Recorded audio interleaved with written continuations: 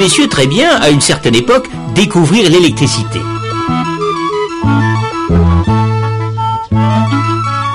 Ils avaient des rondelles de métal et d'étoffe trempées dans un acide qu'ils empilaient les unes sur les autres.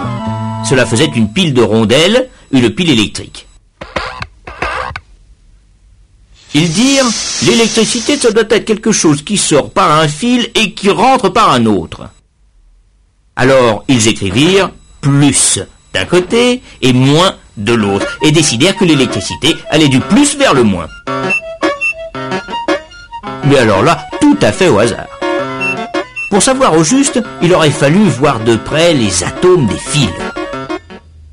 Aujourd'hui, grâce à nos caméras spéciales, nous sommes en mesure, mesdames et messieurs, de vous présenter quelques atomes qui ont bien voulu venir dans nos studios pour nous expliquer. Un atome, c'est d'abord un noyau avec des charges électriques plus. Autour viennent tourner des charges électriques moins. Ce sont les électrons. Quand il y a autant de plus que de moins, les charges électriques s'annulent. L'atome est électriquement neutre.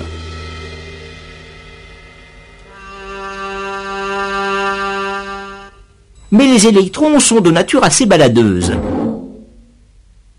Alors dès qu'il manque un électron, il y a une charge plus qui n'est plus annulée. L'atome n'est plus neutre. Il devient positif.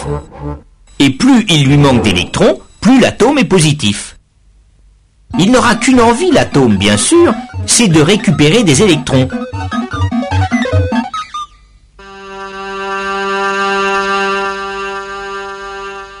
Ces électrons baladeurs, on les appelle des électrons libres. Seulement, des électrons qui se promènent au hasard, ce n'est pas cela qui fait de l'électricité utile. Mais supposons qu'on ait deux fils de cuivre avec entre les deux une sorte d'aspirateur à électrons. D'un côté, on aura beaucoup d'électrons libres, c'est le côté moins. De l'autre côté, il en manquera. Les atomes seront positifs, c'est le côté plus. Il y a entre les deux fils ce que l'on appelle une différence de potentiel, des volts. Pourquoi des volts? Ah oui, le monsieur qui a inventé la pile électrique s'appelait monsieur Volta.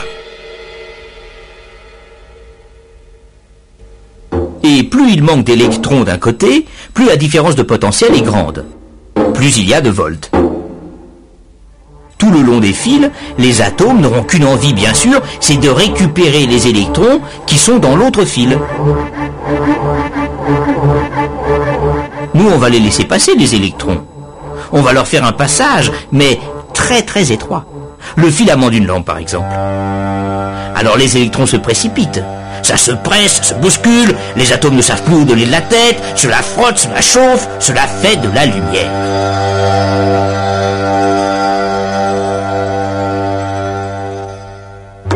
On a un courant d'électrons qui va du moins vers le plus.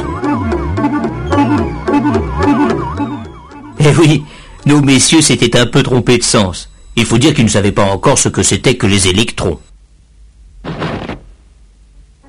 D'un côté donc une pompe à électrons, un générateur, de l'autre un récepteur, c'est-à-dire un appareil où les électrons passent en faisant de l'énergie.